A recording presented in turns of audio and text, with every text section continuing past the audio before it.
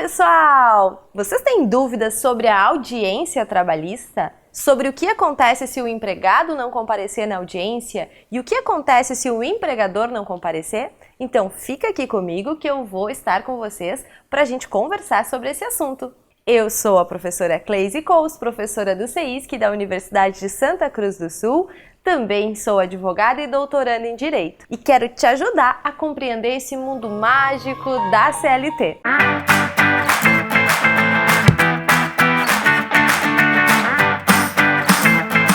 A audiência trabalhista é um momento muito importante no processo do trabalho. A audiência, ela tem uma finalidade inicial de conciliar as partes, de ter aquele momento, de propiciar aquele momento para que as partes possam conciliar.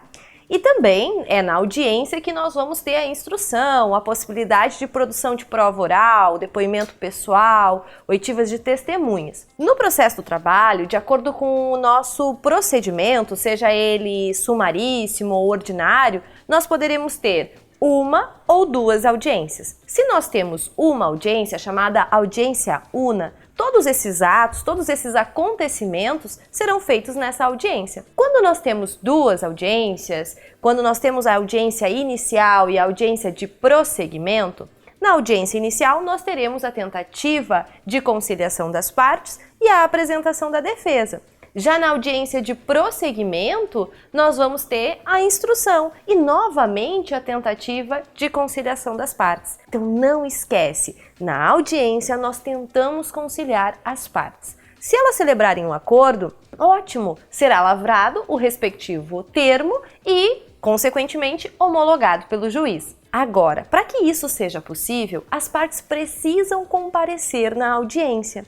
É por isso que a CLT, lá no artigo 844, traz uma sanção bastante gravosa para aquela parte que não comparecer na audiência. Se o reclamante não comparecer na audiência, nós teremos o arquivamento da ação. Se a reclamada não comparece na audiência, nós teremos a revelia e confissão quanto à matéria de fato. Não esqueça disso então. Se o reclamante não comparece, nós temos o arquivamento. Se a reclamada não comparece, nós temos a revelia e confissão quanto à matéria de fato. Com relação ao arquivamento, a reforma trabalhista também trouxe mais uma novidade, estabelecendo lá nos parágrafos do artigo 844 que além de ter o arquivamento, o reclamante terá que fazer o pagamento das custas processuais, mesmo que ele seja beneficiário da justiça gratuita, salvo se ele comprovar num prazo de 15 dias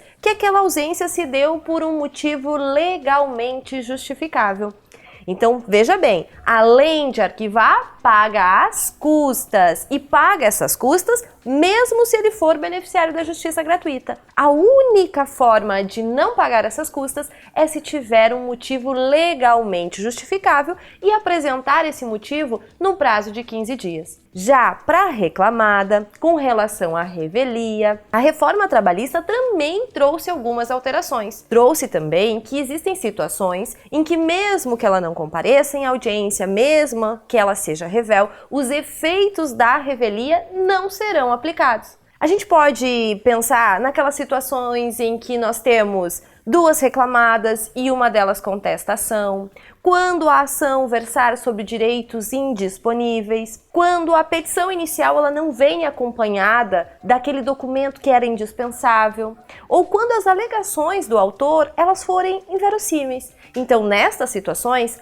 mesmo sendo revel, não tem aplicação dos efeitos da revelia. E também a reforma trabalhista passou a dizer que, se comparecer nessa audiência, o advogado, munido lá da contestação e documentos, esta contestação e estes documentos serão aceitos e juntados ao processo. Agora, observe o seguinte. Há uma maneira de a parte evitar essa consequência do arquivamento ou da revelia. O reclamante, se ele não puder comparecer por motivo de doença ou algum outro motivo poderoso, ele vai poder se fazer representar nessa audiência por outro empregado que pertença à mesma categoria, à mesma profissão, e pelo sindicato da categoria profissional. Então, o empregado que não pode comparecer na audiência, ele pode se fazer representar pelo sindicato ou por outro empregado que pertença à mesma profissão. Já a reclamada, ela pode ser substituída nessa audiência e ela pode ser substituída pelo gerente ou pelo preposto. Quem é esse preposto? O preposto é qualquer pessoa que tenha conhecimento dos fatos. Ele não precisa ser empregado. Atenção com isso! A reforma trabalhista disse que o preposto não precisa ser empregado.